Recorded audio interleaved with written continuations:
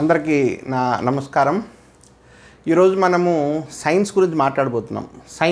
Science and technology, basic science, advancements. So science ఎలా ప్రారంభమైంది? Science జీవితంలో ఎప్పుడు సైన్స్ ముందు ప్రారంభమైందా, టెక్నాలజీ ముందు ప్రారంభమైందా అన్నారు. సో ఎలా ఉంటుందంటే మనిషి ముందు ఆహారాన్ని తినే ముందు వండుకోకుండా తిన్నాడా, వండుకొని తిన్నాడా అని అడిగాడట. జనరల్గా ఒక మోడర్న్ క్లాస్ స్టూడెంట్ ఏమంటాడు, మా అమ్మగారు వండే పెడతారండి, ముందు వండుతారు, తర్వాత తింటామండి, వండేది ముందు కార్యము, తినేది తర్వాత కార్యం అంటారు.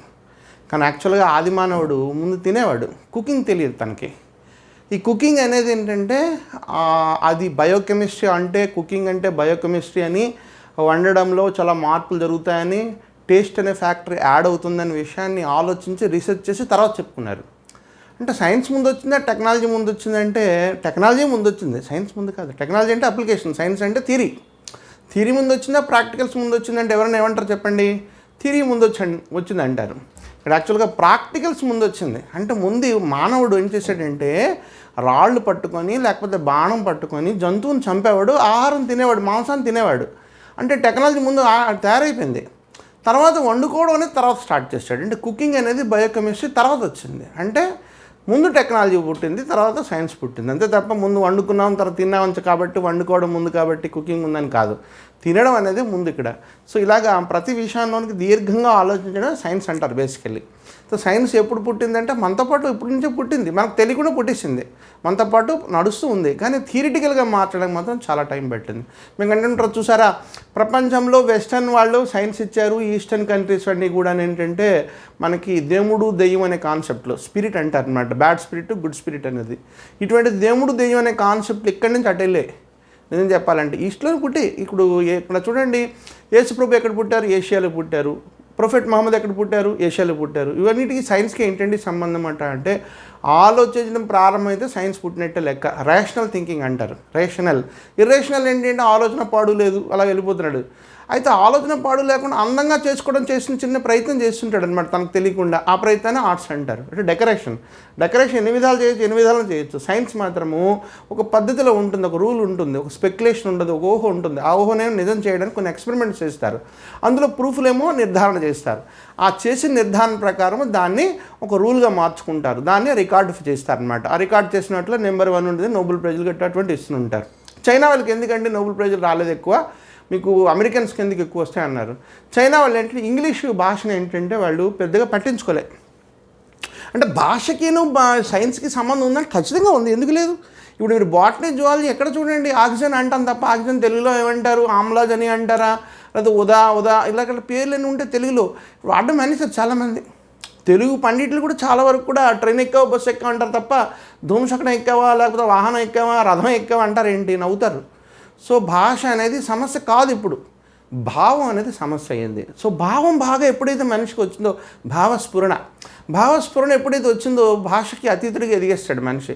సో మనం భాషలో కొట్టుమిట్టాడుతూ నలిగిపోతూ జీవితాన్ని పాడు చేసుకోకుండా ముందు భావస్ఫురణకు సంబంధించినటువంటి వ్యక్తులు కానీ, అటువంటి పుస్తకాలు కానీ, అటువంటి ఆలోచనలు పెంచుకోవడం కానీ చేసే ప్రయత్నం చేస్తే ఎదగడానికి అది ఒక పెద్ద మెట్టు అవుతుంది. ఓకే, మళ్ళీ సైన్స్లోకి వద్దాం. సో సైన్స్లో ఇప్పుడు ఎప్పుడు ప్రారంభించిన డిఫెన్స్ అనేది పెద్ద మనకి సెకండ్ వరల్డ్ వార్ చూసారు అన్నది. ఫస్ట్ వరల్డ్ వార్ ఎప్పుడు జరిగింది? 1914 to 18, 4 సంవత్సరాలు. సెకండ్ వరల్డ్ వార్ ఎప్పుడు జరిగింది? 1939 to 1945, అంటే 6 years జరిగింది. సో 1945 to 1945 వెనక ఈ యొక్క 6 సంవత్సరాల మధ్యన పోరాటం జరిగింది. హిట్లర్ లాంటి వాళ్ళు, ముస్సోలిని లాంటి వాళ్ళు పోరాటాలు చేశారనమాట. వాళ్ళు తప్పనిసరిగా సైంటిస్ట్ని ప్రేరేపించారు. డూ ఆర్ డై ప్రాబ్లం వచ్చిందనమాట. వాళ్ళు బోటనీ, జువాలజీ, హిస్టరీ, లేకపోతే ఫిజిక్స్, కెమిస్ట్రీ 4 రంగాల్లో కూడా ముందుకు వెళ్ళడం ప్రారంభించారు. అంటే డిఫెన్స్ అనేది సైన్స్కి ఏంటంటే ఒక విధమైన ప్రొకేషన్ అంటే రెచ్చగొడుతుంది. డిఫెన్స్ అనేది మనం చస్తామా బతుకుతామంటే మనం ఏ ఫుడ్ తినాలి, ఏ ఫుడ్ తింటే మనం ఎక్కువ కాలం ఉండి యుద్ధం చేస్తాము అనే దాంతో స్టార్ట్ అయిందనమాట. సో ఏ జంతువు మనం కోసుకు తినాలి, ఏ జంతువు ఆహారం తింటే మంచిది, ఏ జంతువు తింటే మనకు ఆహారంలో మనకి ప్రాబ్లమ్స్ వస్తాయి. ఇప్పుడు మనకి కడుపులో కొన్ని ప్రాబ్లమ్స్, ఇంటెస్టైన్ ప్రాబ్లమ్స్, వామ్స్ అని పెరుగుతుంటాయి. ఇప్పుడు పోర్క్ తిన్నారనుకోండి, జనరల్ ఏంటంటే రౌండ్ వామ్స్ వచ్చింది అంటారు. అంటే ఏంటి, సైన్స్ అక్కడ ప్రారంభమైంది. అంటే తినే ఆహారానికిను అక్కడ వచ్చేటువంటి జబ్బుకి రిలేషన్ స్టార్ట్ అయింది అనమాట. అంటే సైన్స్ స్టార్ట్ అయింది. అలాగే సైన్స్ నిరంతరం అవుతుంటుంది. ముఖ్యంగా డిఫెన్స్ విషయంలో సెకండ్ వరల్డ్ వార్ అయిన తర్వాత మనకి ఫస్ట్ వరల్డ్ వార్కి సెకండ్ వరల్డ్ మధ్యన సెకండ్ వరల్డ్ వార్ తర్వాత విమానాలు వచ్చాయి, హెలికాప్టర్లు వచ్చాయి, తర్వాత రాకెట్లు ప్రయోగాలు జరిగాయి. ఎన్ని ప్రయోగాలకి మూలం ఏంటి తీసిందా? World wars. అయితే వరల్డ్ వార్స్ వల్ల మనుషులు చచ్చిపోతారు కదా. సైన్స్ మంచిగా చెడా బేసికలీ అనండి. సైన్స్ వల్ల బోలెడన్ని లాభాలు ఉన్నాయి, ఎంతో కంఫర్ట్స్ ఉన్నాయి, ఎన్నో సౌఖ్యాలు ఉన్నాయి. కానీ అన్నికి రెట్లు నాశనం కూడా ఉన్నది. సైన్స్ విడిచిపెట్టిన చెత్త సివిలైజేషన్ అంటే ఏంటి? చెత్త తయారు చేస్తుంది. సివిలైజేషన్ రోడ్లు పెరుగుతున్నాయి, చెత్త తయారు చేస్తుంది, మొక్కలు మింగేస్తుంది. ఏనుగులు ఊర్లోకి ఎందుకు వస్తున్నాయి? దానికి ఏమిటంటే సైన్స్ సంబంధం. ఏనుగులు ఉన్న ప్రాంతాలని, అడవుల్ని కొట్టి పారేస్తున్నారు, నీళ్లు లేకుండా చేసి పారేస్తున్నారు, వర్షాలు రాకుండా యాసిడ్ రైన్ వచ్చేటువంటి పరిస్థితులు క్రియేట్ చేస్తున్నారు. మరి ఏనుగులు ఊర్లోకి రావండి. శ్రీకాకుళంలోకి ఏనుగులు వచ్చాయండి, అలాగ అస్సాంలోకి ఏనుగులు వచ్చాయండి. మరి ఊర్లోకి ఎందుకు వచ్చేస్తున్నాయంటే వాళ్ళు ఉన్న ప్రాంతాలను నాశనం చేస్తున్నాం. అసలు బాక్టీరియా ఊర్లోకి ఎందుకు వస్తుందండి? వైరస్ ఊర్లోకి ఎందుకు వస్తుందండి? వాళ్ళు ఉన్న ప్రాంతాలని, ఆ బయోస్ఫియర్ అనేటువంటి ప్రాంతము, లేకపోతే వాళ్ళకు ఉన్నటువంటి హ్యాబిటాట్ అంటారు. హ్యాబిటాట్ అంటే వాళ్ళ నివాస ప్రాంతాన్ని మనం పాడు చేయకూడదు. పాడు చేస్తే ఊర్లోకి వచ్చి పడతాయి. సో వాళ్ళకున్న మురికి వాతావరణం అన్నీ కూడా ఉన్న ప్రాంతం, కొన్ని కొండ ప్రాంతాల్లో ఉన్న ప్రాంతాలను కూడా శుభ్రం చేసి అక్కడేమో రియల్ ఎస్టేట్ బిజినెస్ స్టార్ట్ చేసి, లేకపోతే అక్కడ ఏదో ఇండస్ట్రీ కట్టేస్తే అక్కడ ఉన్న బ్యాక్టీరియాతో అక్కడ మనుషులకు వస్తే ఆ మనుషులందరూ ఊర్లోకి వస్తారు. వాళ్ళ పిల్లలేమో కాన్వెంట్లో జాయిన్ చేస్తారు. వాళ్ళ పిల్లల ద్వారా ఇక్కడేమో ఒక్కొక్కరికి బ్యాక్టీరియా వైరస్లు వస్తుంటాయి. వాళ్ళు తినే ఆహారం బట్టి కూడా ఉంటుంది. సో ఆహారం ఏది తినాలి? పూర్వం మనిషి ఆహారం ఏది లేకపోవడం వల్ల మాంసం మాత్రమే డైరెక్ట్గా తినేయవచ్చు అని చెప్పి ఉద్దేశం తినేసేవాడు. ఉన్నవాళ్ళు ఉన్నారు, పోయిన పోయారు. ఇప్పుడు సివిలైజేషన్ పెరిగింది, కల్చర్ పెరిగింది, చాలా మార్పులు వచ్చాయి. ఇప్పుడు ఏది తినాలి, ఏది తినకూడదని చెప్పి ప్లాన్ ప్రకారం తినాలి. అయినప్పుడు కూడాను ఇక్కడ మనకి వ్యాపారం అనేది ముందు వచ్చేస్తుంది. వ్యాపారం ఏం చేస్తారు? కోడిని బ్రాయిలర్ చికెన్గా మార్చేశారు. బ్రాయిలర్ చికెన్ ఏం చేస్తున్నారు? ఇంకా దానిని ఏంటంటే స్వెల్లింగ్ అయ్యే విధంగా, మజిల్ పెరిగే విధంగా రకరకాల ఇంజెక్షన్, ఆక్సిటోసిన్ అని చెప్పి మీకు ఆవులకి గేదెలకి ఇచ్చేస్తున్నారు. ఆక్సిటోసిన్ ఇవ్వడం వల్ల ఏంటంటే యాక్చువల్గా ఒరిజినల్గా బాడీలో తయారవుతుంది. తల్లి బిడ్డకి పాలు ఇవ్వాలంటే ఆక్సిటోసిన్ అనేది రిలీజ్ కావాలి.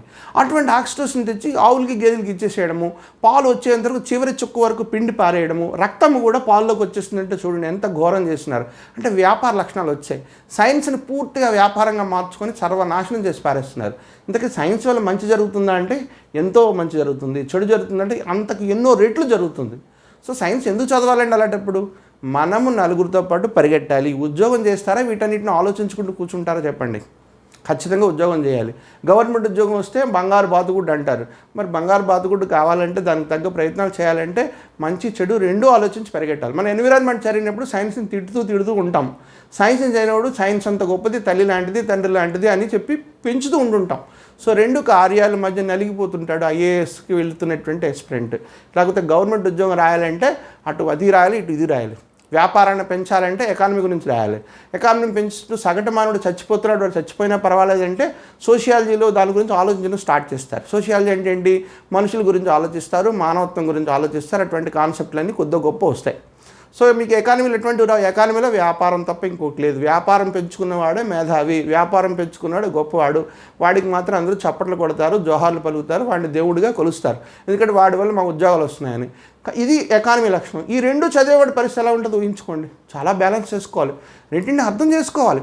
అంటే సైన్స్ని అర్థం చేసుకోవాలి, ఎన్విరాన్మెంట్ అర్థం చేసుకోవాలి. ఎన్విరాన్మెంట్ కాపాడాలంటే సైన్స్ యొక్క లక్షణాలని, చెడు లక్షణాలన్నీ గమనిస్తూ ఉండాలి. దానికోసం ఒక పక్క నుంచి ఒక విప్లవం జరుగుతుంటుంది. సైన్స్ పెంచాలని ఒక విప్లవం జరుగుతుంటుంది. టెక్నాలజీ యొక్క నాశనం ఎలా, వినాశానికి అంతటికి కూడా టెక్నాలజీ అంటారు. మరి తప్పదు. టెక్నాలజీ లేకపోతే ఇప్పుడు వైరస్ వస్తుంది, మనకి ఆర్టీపీసీఆర్ టెస్ట్ చేస్తున్నారు. ఆర్టీపీసీఆర్ అంటే ఏమిటి? Reverse transcription polymerase chain reaction అంటారు. ఈ ఆర్టీపీసీఆర్ టెస్ట్ ద్వారా ఖచ్చితంగా తెలుస్తుంది. ఇదంటే డిఎన్ఏ పట్టుకొని న్యూక్లిక్ యాసిడ్, డిఎన్ఏ ఆర్ఎన్ఏ అంటే డయాక్సిరైబోన్యూక్లిక్ యాసిడ్, రైబోన్యూక్లిక్ యాసిడ్. ఈ న్యూక్లిక్ యాసిడ్ని టెస్ట్ చేసి తద్వారా చెప్తుంటారు అనమాట. ఇది ఆర్టీపీసీఆర్ టెస్ట్ అంటారు. మరి టెస్ట్ కాస్ట్లీ టెస్ట్. ఇటువంటి పుష్కలంగా ముందు ఆంధ్రప్రదేశ్లో అసలు ల్యాబ్లో ఉండేవి కావు. ఇప్పుడు మన ముఖ్యమంత్రి గారి పుణ్యమహిని బోల్డ్ ల్యాబ్లు వచ్చే ప్రధానమంత్రి దీని విషయంలో ప్రత్యేకమైన శ్రద్ధ తీసుకొని ఎన్నో కోట్లు కూడా గుమరించారు. మొత్తానికి ఏమైనప్పుడు కూడా ఎన్నో ల్యాబ్స్ వచ్చేసాయి, టెస్టులు బాగా చేస్తున్నారు. ఈ టెస్ట్ అంతా టెక్నాలజీ కదండి. మరి టెక్నాలజీ చెడ్డదని ఎలా అంటారండి? చెడు మంచి చెడు అయిపోయింది. ఇప్పుడు మనంతా మిక్స్ అయిపోయింది. టు బి ఫ్రాంక్ ఇప్పుడు చెప్తున్న క్లాస్ కూడా మిక్సే. బొటనీ ఉంటుంది, జువాలజీ ఉంటుంది, ఫిజిక్స్ ఉంటుంది, కెమిస్ట్రీ ఉంటుంది. టు బి ఫ్రాంక్ మనకు వచ్చే బీట్లు ఎంత అంటే 20% లోపే. సో ఈ 20% 10 to 15% 20% కోసం ఆరాటం అనమాట. ఇదంతా మన పాటలు. అయితే దీనికోసం టచ్అప్స్ కొన్ని కావాలి. పూర్తిగా మీరు సైంటిస్ట్ అయిపోదామని చెప్పి ఊరకనే సైన్స్ అండ్ టెక్నాలజీ ఊరకనే చదువు కూర్చున్నారనుకోండి, ఈ జన్మకి ఏ ఉద్యోగం రాదు.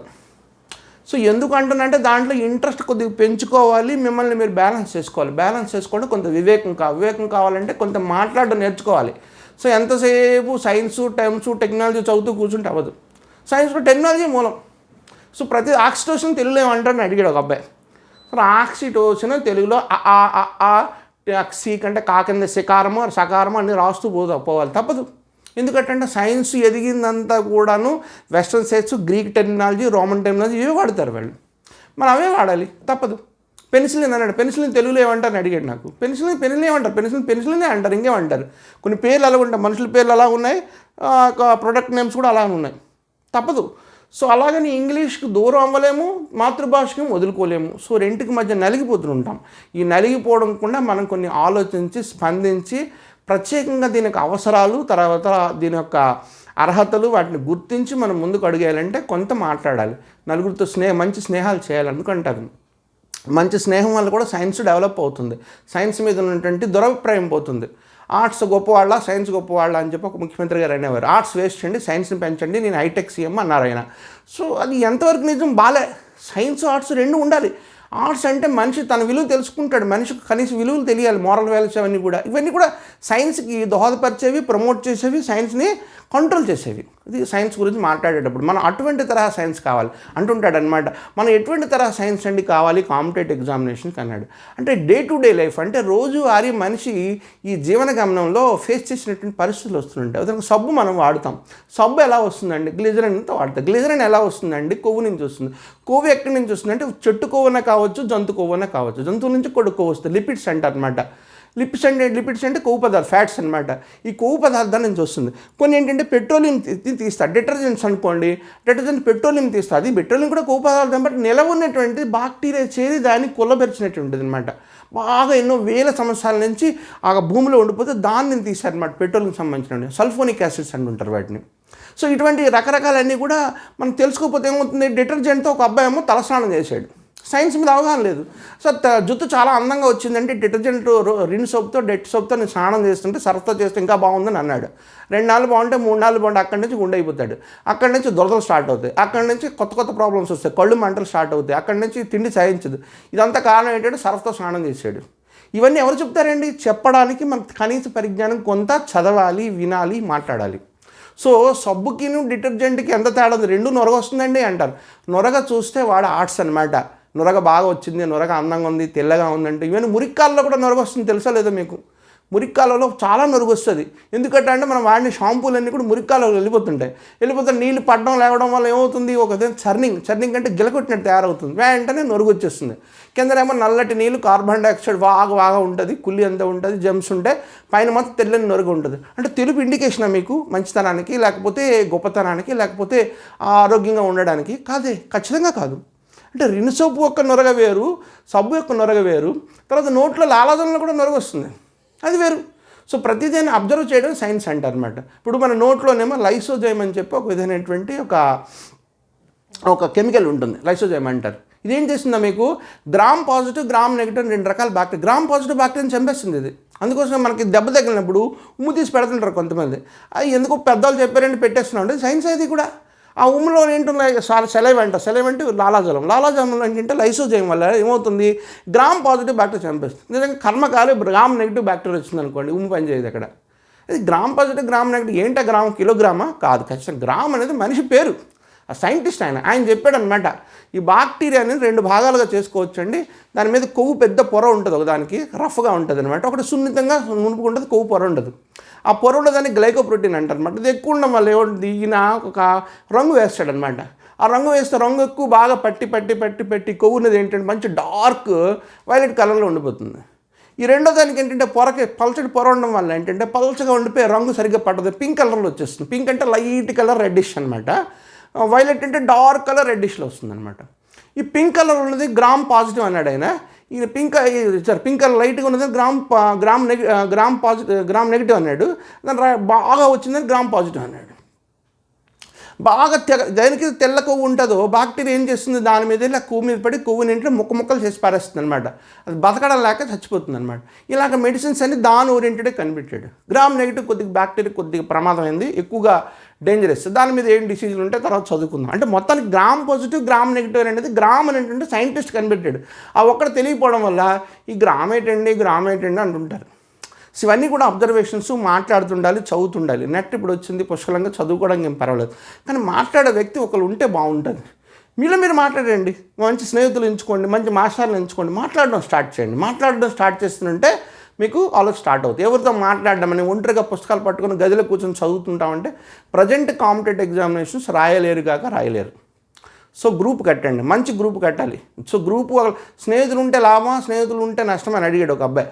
స్నేహితులు ఉన్నా చెడిపోతారు, స్నేహితులు లేకపోయినా చెడిపోతారు. స్నేహితులు తగినంతగా ఉండాలి, తగినంతగా ఒకరినొకరు ఉపయోగపడాలి, తగినంతగా ఒకరినొకరు అర్థం చేసుకొని ఉండేటువంటి స్నేహం దొరకాలంటే అటువంటి సౌభాగ్యం ఏంటంటే తల్లిదండ్రులు క్రియేట్ చేయాలి.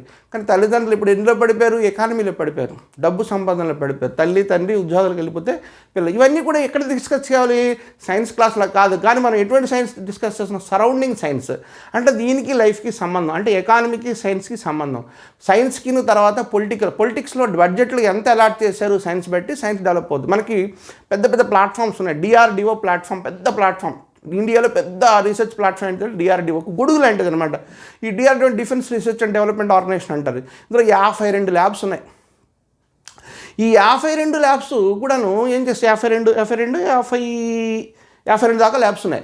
ఈ 52 ల్యాబ్స్లో కూడా ప్రపంచంలో చెప్పుకోదగిన పెద్ద కార్యక్రమాలు చేశారు. ఎంత పెద్ద కార్యక్రమం చేశారంటే బాటనీ సంబంధించి, జువాలజీ సంబంధించింది, ఫుడ్ సంబంధించింది, జంతువులకు సంబంధించింది, ప్రొడక్షన్ సంబంధించింది, మందుగుండు సామాన్లు, గన్ పౌడర్ సంబంధించింది, ఫిజిక్స్, కెమిస్ట్రీ, ఇవన్నీ ప్రొజెక్టైల్స్, రకరకాల missiles, nuclear missiles, chemical missiles, రకరకాలైన తయారు చేశారు. అంటే ప్రతి సబ్జెక్ట్ టచ్ చేస్తారు వాళ్ళు. అంటే సైన్స్ అంతా డిఫెన్స్కి లింక్ ఉందా అంటే ఖచ్చితంగా ఉంటుంది. సెకండ్ వరల్డ్ వార్ పుణ్యమే మనకు బోల్ డెవలప్మెంట్. ప్రపంచంలో డెవలప్మెంట్లన్నీ, సైంటిఫిక్ డెవలప్మెంట్ అన్నీ కేవలం second world war, first world war. నమ్మండి మనది నిజం. ఎందుకంటే బలవంత పెట్టారు, చంపేస్తాం మీరు ఇన్ని సంవత్సరాల్లోగా దీని యొక్క డెవలప్మెంట్ తీసుకుని చంపేస్తాను పట్టు కూర్చున్నారు. ఎవరు హిట్లర్, ముసోని లాంటి పెద్ద నాయకులందరూ కూడా ఏం చేస్తారు, సైంటిస్టులు ఏంటంటే కష్టపడి కూడబెట్టి వచ్చిన డబ్బుని తర్వాత ఆలోచనలు కూడబెట్టి మొత్తానికి అన్నీ తయారు చేస్తారు. దానివల్ల మనకి ఈ యొక్క కొత్త రెవల్యూషన్, ఇండస్ట్రియల్ రెవల్యూషన్లో మనం 4, 5 దానికి వెళ్ళిపోతున్నాం. అలాగ 1, 2, 3, 4 అలా పెరిగిపోతున్నాం అనమాట. అంటే గ్రేడేషన్ బాగా పెరుగుతుంది. దాని పక్కన నాశనం కూడా జరుగుతుంది. మనిషి కూడా దానికి బలవుతున్నాడు, కుటుంబాలు బలవుతున్నాయి, వ్యవస్థలు బలవుతున్నాయి, సామాజిక విలువలు బలవుతున్నాయి. ఎక్కడెక్కడికి ఉద్యోగాలు పోవడం వల్ల తల్లిదండ్రులు ఎప్పుడు వస్తారా, పిల్లలు ఎప్పుడు వస్తారో ఎదురు చూపులు మిగులుతున్నాయి. ఎటువంటి కరోనా కండిషన్లో చూసారా, ఇప్పుడు మన F1, M1 వీసాలను కూడా కట్ చేసాడు డొనాల్డ్ ట్రంప్. దాంతో ఏమవుతుంది, ఇప్పుడు వీళ్ళందరూ కూడా ఉద్యోగాలు లేక వాళ్ళకి చదువులు కూడా ఆగిపోయి మళ్ళీనేమో వీళ్ళందరూ వెనక్కి తిరిగి రావాలి. ఇంత డబ్బులు ఖర్చు పెట్టి అప్పులు చేసి మళ్ళీ పంపించారు వాళ్ళు. ఇవన్నీ కూడా సమస్యలు. దీనికి సైన్స్ చదవడానికి అక్కడికి వెళ్ళారు చాలామంది. సైన్స్ చదివినటువంటి వాళ్ళే మేధావులే వాళ్ళకి కావాలి. తెలుసా మీకు 3 లక్షల కోట్ల నుంచి 4 లక్షల కోట్లు సంపాదిస్తున్నారు కేవలం యూనివర్సిటీస్ ద్వారా అమెరికా లాంటి దేశాలు. మనకు బడ్జెట్ అది, మన డిఫెన్స్ బడ్జెట్ ఎంత ఇస్తా 4 లక్షల కోట్లు చిల్లర. వాళ్ళు 4 లక్షల కోట్లు ఏమో కేవలం యూనివర్సిటీలు, కాలేజీలు, విదేశీ విద్యార్థులను తీసుకొచ్చి వాళ్ళకి వాళ్ళకి చదివిస్తున్న మేసమే సంపాదించేస్తున్నారు. ఏమీ కాకుండా ఇదంతా ఏంటండి, సైన్స్కి ఉన్నటువంటి పోరాటం. ఇటువంటి వాటిని అర్థం చేసుకుంటే చాలు. సైన్స్ అండ్ టెక్నాలజీ మీద మీకు ఒక గురి. అలాగని మీరు పదాలు ఏంటంటే తెలుగు పదాలే కావాలని పట్టుకు కూర్చున్నారనుకోండి. విటమిన్ తెలుగులో ఏమంటారని అడిగాడు ఒక అబ్బాయి. విటమిన్ ఏమంటారు, విటమిన్ అంటారు. వైటల్ అనేవారు. వైటల్ అంటే ముఖ్యమైన, ప్రాధాన్యమైన, అతి గొప్ప విషయమైనటువంటి కెమికల్ బాడీలో ఉంది. ఎంజైమ్కి, హార్మోన్కి తేడా. ఎంజైమ్కి, హార్మోన్కి తెలుగులో ఏమంటారంటే ఏమైనా కొన్ని పదాలు చెప్తుంటారు. తెలుగు పదాలు, తమిళ పదాలు అయితే ఇంక పుష్కలంగా ఉన్నాయి. తమిళనాడుకి అది వర్తిస్తుంది. అది మీకు అమెరికా వెళ్తే తమిళని ఖచ్చితంగా ఇంగ్లీష్ మాట్లాడాలి, జర్మనీ వెళ్తే ఇంగ్లీష్ మాట్లాడాలి. సైంటిఫిక్ ఇంజనీర్ అయినా, సైంటిఫిక్ మెడికల్ ఇంజనీర్ అయినా, లేకపోతే ఈ యొక్క టెక్నాలజికల్ ఇంజనీర్ అయినా ఖచ్చితంగా రోబోటిక్స్ కానీ, ఆర్టిఫిషియల్ ఇంజనీరింగ్ కానీ, ఇప్పుడు ఆర్టిఫిషియల్ ఇంటెలిజెన్స్ వచ్చింది కదా, వచ్చింది, మెషిన్ లెర్నింగ్, ఇవన్నీ ఇంగ్లీష్ పదాలే ఉంటాయి. మీరు ఇక్కడ తెలుగు అంటే కుదరదు. అది అర్థం చేసుకోవడానికి మాత్రం మాతృభాష అద్భుతంగా గ్లూయింగ్ అంటారు అనమాట. అంటే గ్లూయింగ్ అంటే అంటిస్తుంది, విషయాన్ని బోధపరుస్తుంది. మనిషి యొక్క ఆలోచన కలపడానికి, కలపడానికి, అంటించడానికి భాష, మాతృభాష అద్భుతంగా పనిచేస్తుంది. ఎంత అద్భుతంగా అంటే ఇప్పుడు మీకు తెలుగు మీడియం ఇస్తున్నాం కాబట్టి ఫ్రీగా మీరు వింటున్నారు, ఆలోచిస్తున్నారు. దీని మీద ప్రయోగాలు చేయడానికి కొత్త ఫౌండేషన్ జరుగుతుంది. వెంటనే వచ్చారు ఎవరు కూడా ఎవరన్నా సరే మొదటి రాయ, ఎంత తాజ్మహల్ కట్టినా సరే మొదటి రాయ అనేది ఒక మామూలే. మీరు మద్రాసు వెళ్ళండి, లేకపోతే హైదరాబాద్ వెళ్ళండి, జర్మనీ వెళ్ళండి, ఎక్కడికి వెళ్ళండి, మొదటి అడుగు కామన్ అంటారు. అలాగా మొదటి రాయ, ఫౌండేషన్ వేసిన మొదటి రాయ అన్నిటికీ ఒకటే. తాజ్మహల్కి అదే రాయ వేస్తాడు, లేకపోతే మామూలుగా పురిపాకు వేసుకొని ఫౌండేషన్ వేసుకుందాం, లేక మంచి ఫ్లోరింగ్ వేద్దాం అనుకున్నాడు అదే రాయ వేస్తాడు. మొదటి రాయ ఎప్పుడు ఫౌండేషన్ అలా ఉంటుంది. మొదటి రాయలో మీరు పెద్దగా ఊహలు అద్భుతాలు జరిగిపోతాయి అనుకోవడం చాలా తప్పు. దానికి నేనేం చేయలేను మరి. ఓకే, సైన్స్లో ఫిజిక్స్లో మరి రాకెట్స్ గట్రా వాడాలంటే సాలిడ్ ప్రొపెల్లెంట్స్ లేకపోతే లిక్విడ్ ప్రొపెల్లెంట్. అసలు ప్రొపెల్లెంట్ అంటే ఏమిటి? బేసికలీ ప్రొపెల్లర్ అంటే ఏంటి, ప్రొపెల్లెంట్ అంటే ఏంటి? చిన్న తేడా ఉంటుంది. ప్రొపెల్లర్ అంటే ఏంటి? చక్రం. ఇప్పుడు టైటానిక్ సినిమా అందరూ చూస్తూ ఉంటారు. షిప్ కిందన ఒక చక్రం తిరుగుతుంటే ఆ షిప్ నడుస్తుంటుంది. ఆ చక్రాన్ని ఏమంటారు? ప్రొపెల్లర్ అంటారు. ఆ ప్రొపెల్లర్ లేకపోతే షిప్ వెళ్ళదు, ముందుకు వెళ్ళదు. ప్రొపెల్లెంట్ అంటే ఏంటి? ఫ్యూయల్, ఇంధనం. ఇంధనం లేకపోతే ఎలా? పెట్రోల్ లేకపోతే బండలు నడుస్తుంది, డీజిల్ అయితే ఎలా అవుతుంది, గ్యాసులు లేకపోతే. ఏటీఎఫ్ అంటారు. ఏంటంటే ఎయిర్ టర్బైన్ ఫ్యూయల్ అంటారు, ఏటీఎఫ్. అది ఇంగ్లీషే. మీకు ఏటీఎఫ్ రేట్లు పెరుగుతున్నాయి అన్నాడు. ఏటీఎఫ్ రేట్లు పెరగడం ఏంటంటే తెలుగులో చెప్పండి అంటే తెలుగు ఏం లేవు దానికి, వినడమే అంతే. మీరు ఏటీఎఫ్ అంటే ఎయిర్ టర్బైన్ ఫ్యూయల్ అంటే విమానం తాలూకా ఇంధనం అని అర్థం. అది తెలియదు మీకు. అంటే అటువంటి ఎలా అంటే తెలుస్తాయంటే ప్రయత్నాలు చేస్తుంటే తెలుస్తాయి. మనకు ప్రయత్నం, సంకల్పం ఉంటే దైవ సంకల్పం అనేది తోడవుతుంది. మానవ సంకల్పానికి దైవ సంకల్పం తోడవుతుంది. మీకు ఆ సంకల్పం ముందు రావాలి. అంతే తప్ప భాష అని చెప్పి మడుగట్టుకు కూర్చుంటే మాత్రం ముందుకు వెళ్ళాం. ముఖ్యంగా సైన్స్ అండ్ టెక్నాలజీలో అడుగడుకి ఇంగ్లీష్ పదాలు కనబడుతుంటాయి. అడుగడుకి అయితే తెలుగులో ఎందుకు మాట్లాడుతుంటే గ్లూయింగ్ అంటే అంటించడం. ఆలోచన అంటించాలంటే ఆ యొక్క గమ్ కావాలి. ఆ గమ్మే మన మాతృభాష. సో ఈ మాతృభాషలో కొన్ని వెళ్ళడం వల్ల కొన్ని లాభాలు వస్తున్న నమ్మకంతో ఇవన్నీ మాట్లాడుతున్నాం. సో ఇప్పుడు మనకి వాళ్ళు రెండు రకాలు వాడుతారు. హెచ్టీపీబీ, యూడిఎంహెచ్ అంటుంటారు. హెచ్టీపీబీ అనేది సాలిడ్ ప్రొపెల్లెంట్, నెక్స్ట్ యూడిఎంహెచ్ అనేది లిక్విడ్ ప్రొపెల్లెంట్. హెచ్టీపీబీ అంటే hydroxy terminated polybutadiene. Hydroxy terminated polybutadiene ఇది సాలిడ్ ప్రొపెల్లెంట్. ఇది స్పేస్ షటిల్స్కి కొలంబో, మీకు ఛాలెంజర్ వినే ఉంటారు. 1980s మాట, 84, 89 మధ్యన కొలంబో ఛాలెంజర్ అని పంపించారు. Colombo first one, challenger second one. ఆ కొలంబోలోనే మన ఇండియన్ ఆరిజిన్ అటువంటి ఆవిడ చనిపోవడం కూడా జరుగుతుంది, వినే ఉంటారు. సునీత విలియమ్స్ కంటే ముందు వచ్చింది ఆవిడ. సో ఇలాంటి మన మాటలన్నీ కూడా మనకి ఈ సాలిడ్ ప్రొపెల్లెంట్, దీనికి లింక్ అంతే. సాలిడ్ ప్రొపెల్లెంట్ తెలియకపోతే ఇంకా తెలియదు, అడుగుతుంటాడు. హెచ్టీపీబీ అంటే ఏమిటి? తెలుగు మీడియం లేదు ఇక్కడ. హెచ్టీపీబీ అంటే హెచ్టీపీ చెప్పాలి మీరు, హైడ్రాక్సీ టెర్మినేటెడ్ పాలీబ్యూటడైన్ అని చెప్పాలి అంతే. అలాగే UDMH solid liquid propellant. Liquid propellant ఏంటి లాభం అంటే సాలిడ్గా ఉంటే మనకేంటి ఎక్కువ స్పేస్ ఆక్యుపై చేస్తుంది. ఇప్పుడు రాకెట్లో ప్లేసే ఉండదు. మీరు అక్కడ సాలిడ్ పెట్టి కూర్చుంటే ఎలా అవుతుంది? లిక్విడ్ పెడితే మనకి ఎక్కువ ఫ్యూయల్ ఏంటంటే మనము లిక్విడ్లో మార్చుకొని ఉంచుకుంటే ఏమవుతుంది? ఈ లిక్విడ్ని గ్యాస్లో మార్చుకుంటే ఎక్కువ గ్యాస్ రిలీజ్ అవుతుంది అనమాట. సో లిక్విడ్ గ్యాస్గా మారినప్పుడు మీరు ఎల్పీజీ అంటాం చూసారా? ఎల్పీజీ అంటే లోనే ఏముంటుంది? లిక్విడే ఉంటుంది. ఎల్పీజీ అంటే లిక్విఫైడ్ పెట్రోలియం గ్యాస్. అందులో ఏముంటుంది? ప్రొపేన్, బ్యూటేన్ ఉంటుంది. మిథేన్ గ్యాస్లో ఏముంటుంది? గోబర్ గ్యాస్ ఏంటి? మిథేన్ ఉంటుంది. సో గోబర్ గ్యాస్లో ఉన్న మిథేన్ గ్యాస్ ఎక్కడి నుంచి అంటే మన ప్రకృతిలో పంట పండిస్తాము. మనం ప్యాడీ ఎక్కువ పండిస్తాము. ప్యాడీ ఏంటి తెలుసు కదా మీకు? వరి ఎక్కువ పండిస్తే ఎక్కువ పండించిన చికాకే. దాని నుంచి వచ్చినట్టు మిథేన్ గ్యాస్ ఏమో global warming problems, environmental problem create చేస్తుంది. మన ప్యాడీ అనేది సౌత్ ఇండియాలో మనకి బియ్యం లేకపోతే అవ్వదు. బియ్యం పండించాలంటే గడ్డి ఏమో తడిచి నీటిలో పడగానే దానికి బురద నుంచేమో అక్కడ మిథేన్ గ్యాస్ డెవలప్ అయిపోతుంది. మిథేన్ గ్యాస్ ఏమో గ్లోబల్ వార్మింగ్ ఎఫెక్ట్. అతి సర్వత్రా వర్జేయత అంటుంటారు. ఎక్కడ ఏది అతి అయినా ప్రమాదమే. ఇది కూడా ఇటువంటిది. ఇది మిథేన్ గ్యాస్ అనేది గోబర్ గ్యాస్లో చాలా ఇంపార్టెంట్. అలాగే ప్రొపేన్, బ్యూటేన్ అనేది ఎల్పీజీలో చాలా ఇంపార్టెంట్. సో ఇవన్నీ ఎందుకు మాట్లాడుతున్నాం? మనం లిక్విడ్ రూపంలో కానీ ఉంచుకుంటే ఎక్కువ మనం ఏంటంటే తక్కువ స్పేస్లో ఎక్కువ మనం ఎనర్జీని దాచుకుంటే లిక్విడ్ ప్రొపెల్లెంట్ వాడుతుంటారు. లిక్విడ్ ప్రొపెల్లెంట్లో యూడిఎంహెచ్ అని ఉంటారు. యూడిఎంహెచ్ అంటే ఏమిటి అంటే unsymmetrical dimethyl hydrogen. Unsymmetrical dimethyl hydrogen UDMH అంట, సాలిడ్ ప్రొపెల్లెంట్. ఇలాంటి సాలిడ్ ఇవన్నీ వాడినప్పుడు ఏమవుతుంది? మీకు స్పేస్లో కొంత దూరం వెళ్ళిన తర్వాత ప్రాబ్లం స్టార్ట్ అవుతుంది. ఆక్సిజన్ ఉండదు. ఆక్సిజన్ ఉండకపోతే ఆక్సిడైజర్గా మళ్ళీనేమో దానికేమో అమోనియా, నైట్రేట్లు అటువంటివన్నీ వాడుతుండాలి. అంటే అది నైట్రేట్ అనగానే మళ్ళీ బాంబు గుర్తొచ్చేస్తుంది మీకు. ఇప్పుడు దగ్గర సంబంధాలు కెమికల్ ఏంటంటే ఒక దగ్గర తీసుకెళ్ళిన తర్వాత చిన్న మార్పు తీస్తుంది, బాంబు అయిపోతుంది. కొద్దిగా మార్పు చేస్తుంటే అదేమిటంటే ఆక్సిడైజర్గా పనికి వస్తుంది మనకి. సో ఇలాంటివన్నీ ఆక్సిడైజర్స్ వాడుతుంటారు. మొత్తానికి స్పేస్లో రాకెట్స్ వెళ్తుంటాయి. ఇవన్నీ మనకి ప్రొపెల్లెంట్ అంటే మీనింగ్ తెలుస్తేనే వర్తిస్తాయి. ప్రొపెల్లెంట్ అంటే ఎందుకు? ఇంధనం. ప్రొపెల్లర్ ఏంటంటే చక్రం అనమాట. ఆ చక్రం నడుస్తుంటేనే మేము ఒక షిప్ ఏమో నడుస్తుంది, గాలిలో నీటిలో పరిగెడుతుంది. అది ప్రొపెల్లెంట్కి తేడా. ఇలాగ మనకి విటమిన్స్ అంటారు. విటమిన్స్లో మనం ముఖ్యంగా 6 మాట్లాడుకుంటాం. ABCDEK.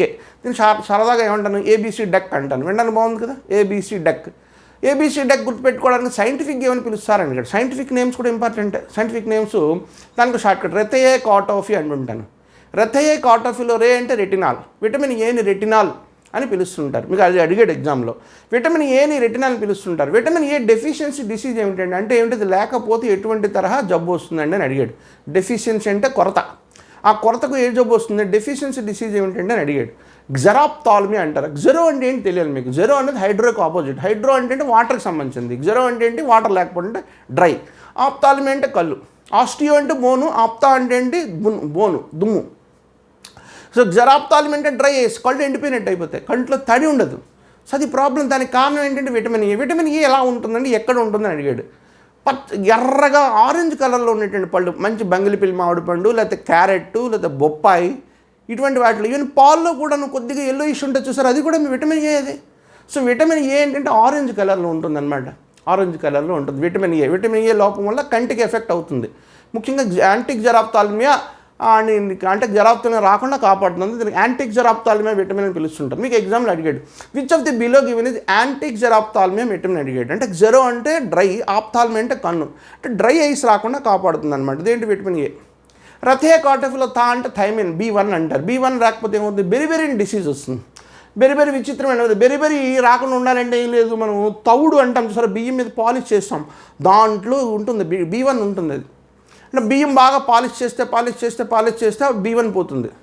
ఆ B1 కోసం తౌడు కొద్ది తినాలా, మనం తినలేమే. అదే మనం ఇది అన్ఫినిష్డ్ రైస్ తింటే ఎంత బాగుంటుంది. ఇలాంటి కాన్సెప్ట్లన్నీ కూడా B1లో వస్తుందండి. B1 అంటే B1 బెరీ అంటే థైమిన్ అంటుంటారు. రెథయే కాటోఫీ ఏంటి, అస్కార్బిక్ యాసిడ్. అస్కార్బిక్ యాసిడ్ అంటే ఏమిటని అడిగాడు. ఇప్పుడు అస్కార్బిక్ అంటే విటమిన్ సి లోపం వల్ల ఏమవుతుంది, చాలా విటమిన్ సి జీవితంలో మనకి ప్రతి ఉదయం సాయంత్రంలో అవసరం ఉంటుంది. కానీ విటమిన్ సితో పెద్ద ప్రాబ్లం అంటే ఏ రోజు కాదు తీసుకోవాలి. ఎక్కువ తీసుకున్నామంటే యూరిన్ ద్వారా పోతుంది. అది వాటర్ డిస్సాల్వ్డ్ కదా, వాటర్లో కరిగిపోతుంది, యూరిన్ ద్వారా పోతుంది. విటమిన్ ఏ రోజు కాదు తీసుకోవాలి. నిమ్మకాయలో విటమిన్ సి పుష్కలంగా ఉంటుంది. అస్కార్బిక్ యాసిడ్ అంటారు. స్కర్వీ అనే ప్రాబ్లం వస్తుంది తరచుగా. ఇది తరచుగా అడుగుతున్నారు స్కర్వీ ఎందుకు వస్తుందని అడిగాడు. స్కర్వీ అంటే పంటికి సంబంధించింది అనమాట. పంటి గమ్స్, పళ్ళు మీద గమ్స్ ఉంటాయి చూసారా, పంటి మీద దాన్ని ఏమంటారు, పంటి దవడ ఇది అంటారు. ఆ దవడ మెత్తడి ప్రాంతం అనమాట. దాంట్లో ప్రాంతంలో వాచిపోయి ఎర్రగా రక్తం కారడం ఇటువంటి జరుగుతుంది అనమాట. గమ్స్ ఎఫెక్ట్ అవుతుంది. సో స్కర్వీ అనే ప్రాబ్లం వస్తుంది, దంతాలకు వస్తుంది అంటారు. ఈ scurvy problem vitamin C deficiency disease. రెథయే కాటోఫీలో అంటే కాల్సిఫెరాల్. కాల్షియం అక్కడ ఉంది. కాల్షియం అంటే దుమ్ము, పన్ను ఇటువంటి సంబంధించిన అనమాట. సో కాల్సిఫెరాల్ అంటే విటమిన్ డి. మీకు శరీరం తయారు చేసుకుంటుంది. శరీరం కింద పల్చటి మీకు కొవ్వు పదార్థం ఉంటుంది. అంటే ఎల్లో ఫ్యాట్ కాకుండాను పల్చటి కొవ్వు పదార్థం ఉంటుంది అన్నమాట. ఇదేం చేస్తుంది, విటమిన్ డి సూర్యకిరణం ఎప్పుడైతే పడుతుందో, సూర్యకిరణాల్లో ఇన్ఫ్రారెడ్, అల్ట్రావైలెట్ ఉంది. అల్ట్రావైలెట్ ఫుల్గా ఫిల్టర్ అయిపోతుంది మ్యాగ్నెటిక్ ఫీల్డ్ వల్ల కొంత, ఓజోన్ పొర వల్ల కొంత. సో ఇన్ఫ్రారెడ్ రేస్ అనేది ఒంటి మీద ఎక్కువ పడ్డం తెల్లవారి అంటే డాను డస్క్ అంటారు. అంటే సూర్యోదయం సూర్యాస్తమం. డాన్ అంటే సూర్యోదయం, డస్క్ అంటే సూర్యాస్తమం. ఈ ప్రాంతాల్లో మనకి ఎర్రటి కిరణాలు వస్తాయి. అందులో ఎక్కువ ఇన్ఫ్రారెడ్ ఉంటుంది. ఇన్ఫ్రారెడ్ రేస్ వల్ల విటమిన్ డి శరీరంలో తయారవుతుంది. విటమిన్ డి ఉన్నట్టు ఆహారం కూడా లేకపోలేదు, ఉన్నది. కొన్ని చేపల్లో గట్ట ఉంటుంది, పాల్లో కూడా కొద్దిగా ఉంటుంది, ప్రతి దాంట్లో కొద్దిగా ఉంటుంది. కానీ సూర్యరశ్మి వల్ల పుష్కలంగా వస్తే దీని ఎందుకు తీసుకోకూడదు మనం. సో విటమిన్ డి అనేది దీని కాల్సిఫెరాల్ అంటారు. Next tocopherol. టోకోఫెరాల్ అంటే ఈ విటమిన్ ఈకి టోకోఫెరాల్ అంటారు. టోకోఫెరాల్ అంటే స్టెరిలిటీ సంబంధించి. స్టెరిలిటీ, ఫెర్టిలిటీ రెండు పదాలు గుర్తుపెట్టుకోండి. ఫెర్టిలైజేషన్ అంటే ఏంటి, సారవంతము. నిస్సారం అంటే ఏంటి, సారవంతం లేకపోవడం అంటే స్టెరిలైజేషన్. ఫెర్టిలైజేషన్ ఏది మంచిదండి, దేని మంచిదండి. స్టెరిలైజేషన్ చేయకపోతుంటే అక్కడ బ్యాక్టీరియా చవకపోతే, వైరస్ చవకపోతే మనం ఏంటంటే అటువంటి దాన్ని సర్జరీ చేయడానికి ఇన్స్ట్రుమెంట్స్ పనికిరావు. స్టెరిలైజ్ చేసినటువంటి బట్టలు, స్టెరిలైజ్ చేసినటువంటి వస్తువులు, స్టెరిలైజ్ చేసినటువంటి ఆపరేషన్ థియేటర్లో టూల్స్, ఎక్విప్మెంట్ వాడతారు. స్టెరిలైజేషన్ చాలా అవసరం. అక్కడ చంపాలి. ఫెర్టిలైజేషన్ అంటే పెంచాలి. మనకి సాయిల్లో దాన్ని స్టెరిలైజ్ చేయకూడదు. సాయిల్ని స్టెరిలైజ్ చేస్తే ఏముంది, మొక్కలే రావు. దాన్ని ఫెర్టిలైజ్ చేయాలి. మన శరీరం కంటే ఫెర్టిలైజ్ సారవంతంగా పెంచాలి. మన కడుపులో పుట్టబోయే బిడ్డకి మనం స్టెరిలైజ్ చేయాలా, ఫెర్టిలైజ్ చేయాలని అడిగాడు. ఫెర్టిలైజ్ చేయాలి. స్టెరిలైజ్ ఎలా చేస్తారు, కడుపు కడిగేస్తారా చెప్పండి. సో ఫెర్టిలైజేషన్ కాదు. స్టెరిలైజేషన్ ఒక లాభం ఉంది, ఫెర్టిలైజేషన్ లాభం కూడా ఉన్నది. అది ఇక్కడ చేయవలసిన కార్యం అక్కడ చేసినా, అక్కడ చేయవలసిన కార్యం ఇక్కడ చేసినా మొత్తం చెడిపోతుంది. సో స్టెరిలైజేషన్, ఫెర్టిలైజేషన్ రెండు ఇంపార్టెంటే. ఇటువంటి స్టెరిలిటీ రాకుండా గర్భం రావడానికి సహకరించే విటమిన్ ఏమిటంటే విటమిన్ ఈ. అందుకే దాన్ని ఏంటంటే స్టెరిలిటీ ప్రాబ్లం వస్తుంది అంటారు. విటమిన్ ఈ లోపం వల్ల, అంటే కాల్సిఫెరాల్ కాదు టోకోఫెరాల్ వల్ల, విటమిన్ అంటే టోకోఫెరాల్ వల్ల మీకు ఏమిటొస్తుంది, స్టెరిలిటీ ప్రాబ్లం. అంటే తల్లి గర్భం వచ్చే అవకాశాలు తగ్గిపోతాయి. నెక్స్ట్ కే. ఇది ఎందులో ఉంటుందండి? విటమిన్ ఈ ఎన్రిచ్డ్ ఆయిల్ కొన్నామని అంటుంటారు. అసలు ఆయిల్లో ఉండేదే, సీడ్స్లో ఉండేది విటమిన్ ఈ ఉంటుంది. ఎందుకు పోతుందబ్బా అంటే, మీరు రిఫైన్డ్ ఆయిల్గా మార్చి దాంట్లో ఉన్నటువంటి ఫైబర్ తీసి దాన్ని ఫిల్టర్ చేస్తూ కెమికల్స్ కలుపుతూ చేయడం వల్ల దాంట్లో విటమిన్ ఈ పోతుంది. అటు విటమిన్ ఈని కలిపి మీకు అమ్ముతాడు, కలిపినందుకు కూడా ఎక్స్ట్రా డబ్బు తీసుకుంటాడు. So vitamin E enriched oil అని చెప్పి ప్యాకెట్ మీద ఉంటుంది, ఆయిల్ ప్యాకెట్ మీద ఉంటుంది చూడండి మీరు. అది కాల్షిఫెరాల్ కాదు, టోకోఫెరాల్. అది కాల్షిఫెరాల్ అంటే విటమిన్ డి, సూర్యకిరణాల వల్ల మన శరీరం తయారు చేసుకుంటుంది. టోకోఫెరాల్ అంటారు విటమిన్ ఈ. అది లేకపోతే ఏమవుతుంది? స్టెరిలిటీ కండిషన్ వస్తుంది మనకి, అది తగ్గిపోతే. నెక్స్ట్ ఏంటి? లాస్ట్ వన్ ఏంటి? రతియే కాటో ఫీ అంటే ఫిలోక్వినైన్ అంటారు. ఫిలోక్విన్ అంటే కే. విటమిన్ కే లేకపోతే రక్తం గడ్డ కట్టదు. మీకు రక్తం గడ్డ కడితే లాభమా, గడ్డ కట్టకపోతే లాభం అంటే రెండు లాభాలే. శరీరం కానీ శరీరం ఒక బెలూన్ లాంటిది.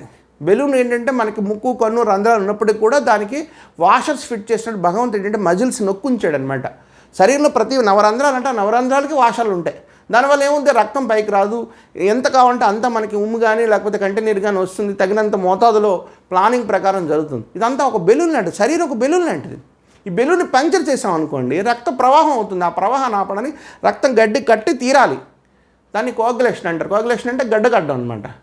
అలాగే శరీరంలో రక్తం ప్రవహిస్తుంది, నిరంతరం ప్రవహిస్తుంది. ఎలా ప్రవహిస్తుంటే నదులు సముద్రాలు ఎలా ప్రవహిస్తుంది అలా ప్రవహిస్తుంటుంది. అలాగా సర్క్యులేట్ అవుతుంది. ఇది సర్క్యులేట్ అవ్వడానికంటే పంపు కావాలి. ఆ పంపు ఏంటి? హార్ట్ అనమాట. హార్ట్ అలా పనిచేస్తూ ఉంటుంది. మనం పుట్టగా అంటే తల్లి గర్భం నుంచి పైకి రాకముందు దగ్గర నుంచి స్టార్ట్ అవుతుంది. అంటే 3వ వారము 4వ వారం అంటారు, ఆ ప్రారంభం నుంచి స్టార్ట్ అవుతుంది. అలా కంటిన్యూ అయ్యి చనిపోయేదాకా అలా ఉంటుంది. అప్పుడు గుండె ఆగిపోతే చనిపోయినట్లు లెక్క. అంటే ఏంటి? నిరంతరం పనిచేస్తుంది గుండె.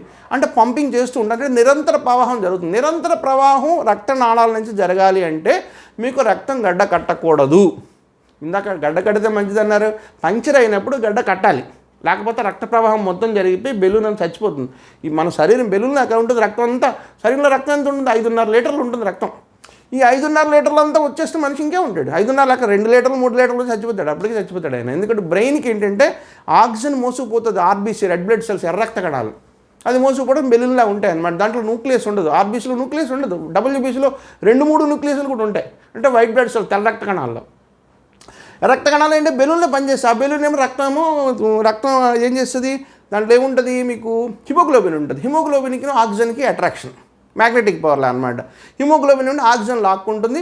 ఈ ఆక్సిజన్ ఏంటంటే బ్రెయిన్కి మోసుకుపోతుంది. బ్రెయిన్లో ఏంటంటే ఆక్సిజన్ ఫంక్షన్ జరిగిన తర్వాత అక్కడ ఏంటంటే ఏముంది? సెల్లో ఫంక్షన్ జరుగుతాయి కదా. ఆక్సిజన్ క్యాటలిస్ట్ ఉండాలి. క్యాటలిస్ట్ ఉంటుంది బర్నింగ్ ఛాంబర్లో, మైటోకాండ్రియాలో బర్న్ అయ్యి ఒక శక్తి తీర్చేస్తాం. ఆ శక్తిని మనం ఏమి పిలుస్తాం? ఏటీపీ అని పిలుస్తాం. ఏటీపీ అంటే ఎడినో ట్రైఫాస్ఫేట్. ఈ ఏటీపీ అనే శక్తి మనకి ఎనర్జీ కరెన్సీ అంటారు. ఈ ఎనర్జీ కరెన్సీయే మనకి ఏంటంటే మనం నేను మాట్లాడుతున్నాను, చూస్తున్నాను, ఆలోచిస్తున్న అన్నిటికీ ఏటీపీ కరెన్సీ కావాలి. ఈ ఏటీ అంటే ఎనర్జీ కరెన్సీ కావాలి. ఏటీపీ ఎక్కడి నుంచి తయారవుతుంది? క్యాటలిస్ట్ ఆక్సిజన్ ఉంటే తయారవుతుంది. ఆక్సిజన్ క్యాటలిస్ట్ ఎక్కడ వస్తుంది? ఇదంతా కూడా మన ముక్కు నుంచి తీసుకున్నటువంటి నైట్రోజన్తో కలిపి తీసుకున్నటువంటి దాన్ని ఫిల్టర్ చేస్తూ లంగ్స్ పంపిస్తూ దాన్నేమో హిమోగ్లోబిన్ లాక్కుంటూ రక్త కణాలేమో అక్కడ మోసుకెళ్తే జరుగుతుంది. ఈ కార్యం అంతా సెకండ్లో ఆగిపోతే బ్రెయిన్ పనిచేయడం పారైపోతుంది. బ్రెయిన్ డెత్ క్యాండిడేట్ అంటారు. బ్రెయిన్ డెత్ క్యాండిడేట్ని దేనికి వాడుతుంటారు? మీకు కెడావర్ అని పిలుస్తుంటారు. పేర్లు గుర్తుపెట్టుకోండి. కెడావర్ అంటే ఏంటి? మనిషి చనిపోయి, కార్ప్స్ అంటే శవం మామూలుగా మాట్లాడుతున్నారు, కానీ మెడికల్ టెర్మినాలజీలో కెడావర్ అనే పదం వాడుతారు. క్యార్కాస్ అంటే జంతు శవం. జంతు శవాలు మనిషి శవాలు వేరు. మనిషి శవం యాక్సిడెంట్ అయినప్పుడు జరిగింది అనుకోండి, కెడావర్ అనే పదం వాడుతారు. ఈ కెడావర్ని ఏంటంటే మనం దానికి ఆర్గాన్ ట్రాన్స్ప్లాంటేషన్ తీసుకెళ్తుంటారు జనరల్లీ. ఇప్పుడు దానికోసం కదా రకరకాల ట్రస్టులు కూడా ఉన్నాయి. హార్ట్ ట్రాన్స్ప్లాంటేషన్కి మీరు చనిపోక ముందు నుంచి సంతకాలు పెట్టి ఇవ్వండి, మీ కుటుంబ సభ్యులు గొడవ పెట్టకుండా అని అడుగుతుంటారు. ఇదంతా సైన్సే. ఇవన్నీ కూడా ట్రాన్స్ప్లాంటేషన్ అంటే ఈ గుండెని తీసుకెళ్ళి ఇంకో అమరుస్తారు, ఆ కళ్ళుని తీసుకెళ్ళి ఇంకో అమరుస్తారు. కళ్ళు అంతా తీసుకెళ్ళరు. చాలామంది కళ్ళు దానం చేస్తామంటారు, కళ్ళంతా కోసిరు, కంటి నల్ల భాగం మాత్రం తీస్తారు. దాన్ని ఏమంటారు? కార్నియా అంటారు, రెటిన్ అంటారు, కార్నియా అంటారు. ఈ కార్నియాని మాత్రం కట్ చేసి తీసుకెళ్తారు. ఆ కార్నియా రావాలంటే ఏం చేస్తారు? తెల్ల భాగం, చిన్న స్క్లెరాయిడ్ అంటారు, తెల్లని భాగం కూడా కొద్దిగా కట్ చేస్తూ ఆ భాగాన్ని తీసుకెళ్ళి జాగ్రత్తగా 10 రూపాయలు తీసుకెళ్తారు అనమాట. ఓకే, ఇవన్నీ కూడా ఏంటంటే ప్రతి ముక్క కూడా సైన్సే. మన శరీరం భాగం దగ్గరే, మన చుట్టూ సబ్బుల దగ్గర నుంచి, గాలి దగ్గర నుంచి ప్రతిదీ సైన్సే. అయితే మెల్లమెల్లగా చదువుకుంటూ రావాలి, దీనికంటూ ప్రాధాన్యత ఉండాలి. అయితే అంతా చదవాలా, కొద్దిగా చదవాలా, ఇంట్రెస్ట్ రావాలి. ఇంట్రెస్ట్ రావాలంటే కొద్ది డెప్త్ చదవాలి. కానీ యాక్చువల్గా అంత డెప్త్ అక్కర్లేదు. కొన్ని పదాలు మాత్రం చాలా అవసరం. మీకు సైన్స్ నిండా పదాలు, టర్మినాలజీ అంటారు. టెర్మినాలజీ రాకపోతే సైన్స్లో మార్కులు రావు. ఏది అడిగిన టెక్నాలజీ అంటాడు. ఇప్పుడు దానికి ఫైటో హార్మోన్స్ అన్నాడు ఒకసారి. ఫైటో అంటే ఏంటి? ఫైటో అంటే మొక్కలు. హార్మోన్స్ అంటే ఏంటి? హార్మోన్స్కి ఎంజైమ్స్ తేడా ఏమిటి? ఎంజైమ్స్ క్యాటలిస్టులు లేకపోతే ఆహారంలో ప్రోటీన్లు డైజెషన్ అవ్వదు, కార్బోహైడ్రేట్ డైజెషన్ అవ్వదు, ఫ్యాట్స్ డైజెషన్ అవ్వదు. ఏది డైజెషన్ అవ్వాలంటే మీకు ఏముండాలి? ఎంజైమ్లు ఉండాలంటే క్యాటలిస్ట్ ఉత్ప్రేరణ లేకపోతే కెమికల్ రియాక్షన్ జరగదు. కెమికల్ రియాక్షన్ పెంచడానికి బూస్టప్ చేయడానికి క్యాటలిస్ట్ కాబట్టి ఎంజైమ్లు కావాలి. ఎంజైమ్లు అంటే ఏమిటండి? అమిలేజ్ అనేది ఎంజైమ్ ఇందులో ఉంటుంది, ఉమ్ములో ఉంటుంది. ఉమ్ములో ఉన్నటువంటి ఎంజైమ్ మనకి పడాలి అంటే కొద్దిగా నమిలి మింగాలి, వెంట మింగకూడదు మనం. ముఖ్యంగా అమిలేజ్ దేని మీద పడుతుంది? అమిలేజు, తర్వాత ఏంటంటే మాల్టేజు, తర్వాత గ్లూకేజ్, ఇవన్నీ ఏంటి? గ్లూకేజ్ అంటే మన దీని మీద పడుతుంది, దీని మీద షుగర్ మీద పడుతుంది, సంబంధించిన సుక్రోజు, గ్లూకేజ్ అనేది. ఈ ప్రోటేజు, మాల్టేజు ఇటువంటివన్నీ కూడాను దేని మీద? కార్బోహైడ్రేట్ మీద పడుతుంది. అది కార్బోహైడ్రేట్ మీద ఏం పడుతుంది? ప్రోటీన్ మీద ఏం పడుతుంది? డైన్ డైజెషన్ కావాలంటే ఏం కావాలి? ఇవన్నీ కూడా చదవాలి మనం. కార్బోహైడ్రేట్లు అరగాలంటే అమిలేజ్ ముందు పంచాలి, అంటే సెలైవా దానికి అందించాలి. సెలైవా అందించాలంటే నోట్లో నవిలి మింగాలి. ఇది బేసిక్ పిల్లలు పూర్వం అనేవారు, నవిలి మింగరా, నీళ్లు తాగరా, ఇలాంటి మాట్లాడేవారు. ఇటువంటివన్నీ కూడా సైన్స్కి సంబంధించింది. మన సాంప్రదాయంలో సైన్స్ చొప్పింపడింది మనకు తెలియకుండా. ఇవన్నీ అబ్జర్వేషన్ చేస్తుండాలన్నమాట. అయితే ఫైటో హార్మోన్స్ అంటే ఏంటి? ఫైటో హార్మోన్స్ అంటే గ్రోత్ ప్రోటీన్స్ అంటారు అనమాట. మాంసపుత్తులు, ప్రోటీన్ అంటే మాంసపుత్తులు. మొక్కల్లో మాంసపుత్తులు ఉంటాయి, జంతువుల్లో కూడా ఉంటాయి ప్రోటీన్స్ అనేది. ఓకే, ఇక ఫైటో హార్మోన్స్ అంటే ఏమిటి? నేను 5 చెప్తుంటాను ఫైటో హార్మోన్స్. ఫైటో అంటే మొక్క, PHYTO, ఫైటో అంటే ప్లాంట్ అని అర్థం, మొక్క. ఫైటో హార్మోన్స్ 5 ఉంటాయి. ఏజ్ అంటారు, ఎయిర్ కండిషన్ ఏజ్ అని పిలుస్తుంటాను. ఏజ్ అంటే అంటే ఆక్సిన్స్ అంటారు, దాని తెలుగులో ఏమంటారు? ఆక్సిన్స్ అని పిలుస్తారు. సి అంటే సైటోకైనన్స్. ఏమంటారు? సైటోకైనన్స్. సైటోకైన్ అన్నది మళ్ళీ సైటోకైన్ అంటే మళ్ళీ మారిపోద్ది. అదేంటంటే వైట్ బ్లడ్ సెల్స్ సంబంధించినటువంటి ఫైటింగ్ సిస్టమ్ సంబంధించి. సైటోకైన్ వేరు, సైటోకైనైన్ వేరు. సో చిన్న మార్పులు అయితే మొత్తం అంతా ప్రాబ్లం అంతా కొలాప్స్ అయిపోతుంది. సైటోకైనైన్స్ అనాలి మీరు, సైటోకైన్స్ అనకూడదు. సో ఫైటో హార్మోన్స్లో తర్వాత ఆక్సిన్స్, సైటోకైనైన్స్, తర్వాత ఏంటి? Abscisic acid, next gibberellins, next finally ethylene అంటారు. ఆక్సిన్స్ వల్ల ఏంటండి లాభం? ఈ ఆక్సిన్స్ అనే హార్మోన్ ప్లాంట్లో ఉంటే ఏమిటి లాభం అండి? ఆక్సిన్స్ వల్లే మొక్క తాటి చెట్టు పొడుగ్గా ఎదుగుతుంది, లేదా మొక్క తిన్నగా ఎదుగుతుంది. ఎపికల్ డామినెన్స్ అంటారండి. ఎపెక్స్ అంటే టాప్ మోస్ట్ అంటే ఎపెక్స్ శిఖరము మీదకి పోవాలంటే, మొక్క మీదకి ఎదగాలి అంటే ఎపికల్ డామినెన్స్కి ఉండడానికి ఆక్సిన్స్ సహకరిస్తుంది. ఆక్సిన్స్ ఉండి తీరాలి. AUXINS ఆక్సిన్స్ అంటారు. అదొక హార్మోన్ సెట్ అనమాట, సెట్ ఆఫ్ హార్మోన్స్. AB అని పిలుస్తుంటారు, అటువంటి గ్రూప్స్ ఉంటాయి. నెక్స్ట్ తర్వాత రెండోది ఏంటి? సైటోకైనన్స్. సైటోకైనన్స్ అంటే సెల్ డివిజన్ జరుగుతాయి కదా మీకు. సింగిల్ సెల్ మల్టీసెల్గా మారి, మెగా మల్టీసెల్గా మారి, ఆ కన్స్ట్రక్షన్ పెద్ద మొక్కలు, పెద్ద చెట్లు విస్తారంగా పుష్కలంగా పెరుగుతుంది. దానికి కారణం ఏంటంటే సెల్ డివిజన్ జరగాలి. ఒక సెల్ నుంచి 2 సెల్లు, 2 సెల్ నుంచి 4 సెల్లు, 4 సెల్ నుంచి 8 సెల్లు, అలా పుడుతూ పెరిగిపోతుంటుంది అనమాట. దానికి సైటోకైనన్స్ కావాలి.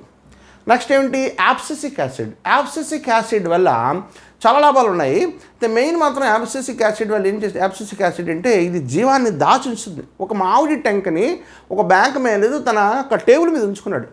ఎన్ని సంవత్సరాలు? తను రిటైర్ అయిన వరకు ఉంచుకున్నాడు. రిటైర్ అయిన తర్వాత ఆ టెంక తీసుకొని నేలలో పోతే మొక్క వచ్చింది. మరి ఇన్నాళ్ళు ఎందుకు రాలేదంటే దానికి కావాల్సినటువంటి సదుపాయం దొరకలేదు. మంచి నేల, మీడియం దొరకాలి. అందులో మీడియంలో అన్ని రకాలు ఉండాలి. ఆర్గానిక్ లక్షణాలు అన్నీ ఉండాలి, ఆర్గానిక్ న్యూట్రియంట్స్ అన్నీ ఉండాలి, వాటర్ పడాలి, గాలి తగలాలి, సూర్యరశ్మి తగలాలి. ఇవన్నీ ఇప్పుడు సదుపాయాలు అంటారు. ఆ సదుపాయం వస్తే ఆ టెంక నుంచి మొక్క వచ్చింది. ఈయన రిటైర్ అయ్యేంత వరకు టేబుల్ మీద పడి ఉన్నది టెంక, అదేదో పేపర్ వెయిట్లా వాడుకున్నాడు. ఈయన సడన్గా నీటిలో వేస్తుంటే అది మట్టిలో వేసి నీళ్ళు వేయడం ప్రారంభించి మొక్క ఎలా వచ్చేసింది అంటే ఆ దాచి ఉంచింది అంటే యాబ్సిసిక్ యాసిడ్. అంటే దాచి ఉంచుతుంది అనమాట. అది ఎప్పుడైతే మీకు దానికి సదుపాయం వచ్చింది వెంటనే ఓపెన్ అయిపోతుంది. యాబ్సిసిక్ అది ఇంపార్టెంట్, చాలా ఇంపార్టెంట్. యాబ్సిసిక్ అని ఏంటంటే ప్రమోటర్ అనమాట. ఏం ప్రమోట్ చేస్తుంది? మొక్కని గ్రోత్ ప్రమోటర్ అనమాట ఇది. నెక్స్ట్ ఏంటి? జిబ్బర్లిన్స్ అనేది మనకి 2 రకాలు ఉంటాయి. సెక్సువల్ రిప్రొడక్షన్, అసెక్సువల్ రిప్రొడక్షన్ అంటారు. సెక్సువల్ అంటే మేల్ ఫిమేల్ ఆర్గన్స్ ఉంటాయి ప్లాంట్లో కూడా. ఎసెక్సువల్ ఎక్కువ జరుగుతుంటుంది అనమాట. ఎసెక్సువల్లో మీకు ఏంటంటే మేల్ ఫిమేల్ లేకుండా ఫెర్టిలైజేషన్ జరిగి, అంటే ఫలదీకరణం జరిగి తన పనులు తను చేసుకుంటూ పోతే రిప్రొడక్షన్ అంటే ఏంటి? సంతానోత్పత్తి జరిగిపోతుంది అనమాట. అలా దానికి 2 పదాలు వాడుతుంటాం మనం. 2 మొక్కల్లో జరిగిన దానికి